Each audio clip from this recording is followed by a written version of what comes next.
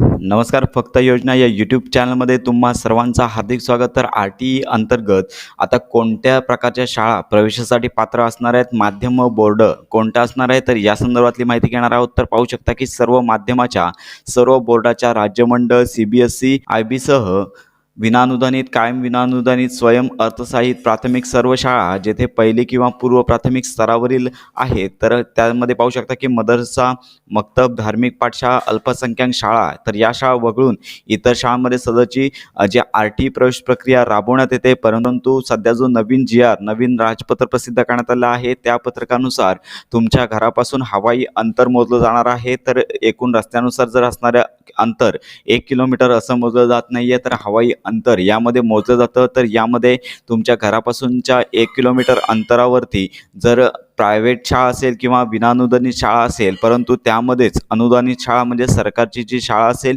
ती असेल, तर तुम्हाला सदरच्या खाजगी शाळांमध्ये प्रवेश घेता येणार नाही आहे. इतर शासकीय ज्या शाळा आहेत त्यामध्ये तुम्हाला प्रवेश घेता येईल. तर यामध्ये पाहू शकता की जर तुमच्या घरापासून 1 किलोमीटर अंतरावरती जर शासकीय शाळा नसतील किंवा अनुदानित शाळा नसतील, तरच तुम्हाला सदरच्या इंग्रजी माध्यमांच्या शाळांमध्ये प्रवेश मिळेल. परंतु या संदर्भात अजून शाळांचं मॅपिंग चालू आहे, कोणकोणत्या शाळा असणार आहेत आणि कोणकोणत्या शाळा नसणार आहेत. तर याची सविस्तर माहिती, ॲडमिशन प्रक्रिया पुढच्या आठवड्यापासून सुरू होणार आहे, त्यानंतर आपल्याला कळेल. तर या संदर्भातल्या सर्वच अपडेट्स आणि खात्रीशीर माहिती आपल्या फक्त योजना या यूट्यूब चॅनलवरती दिल्या जातील.